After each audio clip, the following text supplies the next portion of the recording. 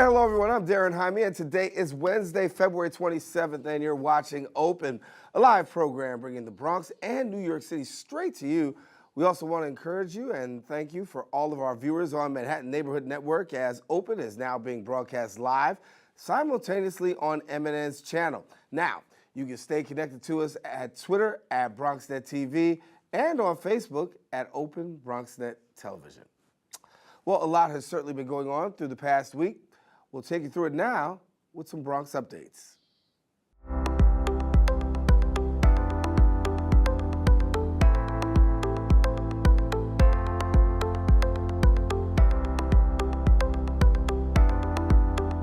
The race for public advocate came to an end last night with Brooklyn Democrat Jumaane Williams taking the seat. 17 candidates ran for the position, one being Assemblyman Michael Blake right here from the borough of the Bronx. Our BronxNet cameras were at the Assemblyman's watch party at Bistro last night. Our correspondent Sanji Lopez brings us the story. The race for public advocate brought forth 17 candidates fighting to serve as the second highest ranking elected official in New York City and watchdog in governmental to public affairs. Among the candidates was Assemblyman Michael Blake, representing the 79th district of the Bronx. He addressed a crowd of supporters at Bistro following a long campaign night. And I want us to understand that we have more work to do. This is just a moment, but it's about being invested for a movement. It's about understanding that you cannot just be focused on what happens by a 15-hour ordeal in an election. You have to be committed for weeks and months and years. You got to be able to say that I'm not worried about what happens in one night. I am focused on helping someone for a lifetime. Blake's For the People campaign raised $1.2 million in 3 months. And with this being the first citywide special election, his being from the Bronx helped get many locals on board with his cause. A lot of folks didn't know the assembly member from the Bronx. And so the Boogie Down is now on the board.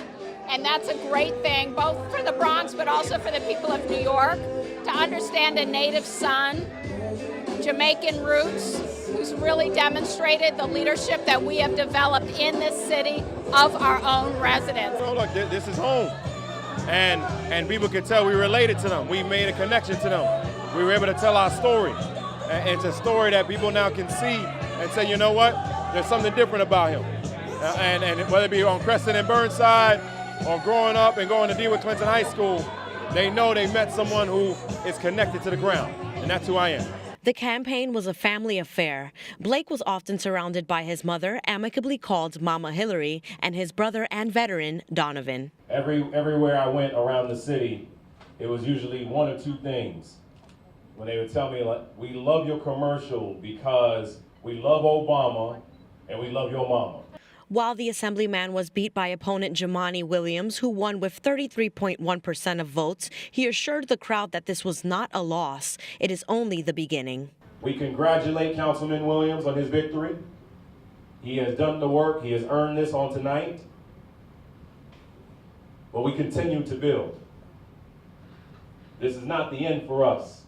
So if you're ready to keep building with us, we're telling you that we're ready. If you're ready to keep joining with us and mobilizing with us, we're telling you that we're ready. We showed people tonight that this is just the beginning when you invest in the Bronx. And I'm going to keep reminding people, if my family could go from no house in Jamaica to the Black House at Northwestern, to the White House in D.C., to the State House in Albany, this is not the end destination. This is just the beginning.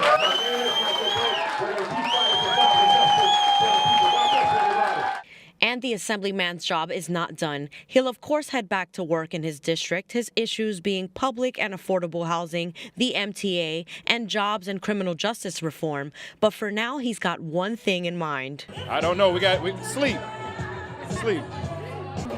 With Jumaane Williams winning special elections tonight, he will serve in the position as public advocate until the end of the year.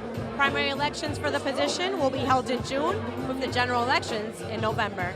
Reporting for BronxNet, Sanji Lopez. And thank you, Sanji. Also in news, former City Council Speaker Melissa Mark Viverito was also in the race for public advocate. She came in third place, garnering about 43,000 votes. That's about 11%. Well, in other news, transit news, the MTA will begin their pilot for their new fare system, aiming to phase out the MetroCard by the year 2023. The new system will be called OMNY, short for One Metro New York. Agency employees will be testing out the new contactless cards starting this week, according to a memo sent to workers. The new system allows riders to wave their credit card or phone near a scanner to pay for their fare. Now, in order to test this out, some turnstiles and buses have already received the technology for it. Riders will be able to use the methods in entryways to the system in the year 2020. After that, the MTA will then release its own, quote, tap card so that riders can choose between using that or their own credit card or their phone. The MTA will keep the MetroCard up and running in the meantime, the same way the agency did when tokens phased out in 2003. Now, the new system is going to be similar to how London, Chicago, and Toronto currently deal with fare payment. In New York State government news, a lawmaker representing a suburban rural district in eastern New York has proposed a study to split New York into two separate states. Now, this isn't the first time the theme reached the Capitol. The idea of splitting upstate New York and the New York City metro area in two has come up periodically in Albany, but never going beyond the proposal stage. Well, now Republican Senator Daphne Jordan says it's time to examine what the split would actually look like. Jordan's measures defines downstate as all 5 of New York City's boroughs, Long Island, Nassau, and Suffolk counties, and Westchester and Rockland counties. The other state's 53 counties will be considered upstate. Supporters of the idea have pointed to the growing divide between the two regions' political and social leanings.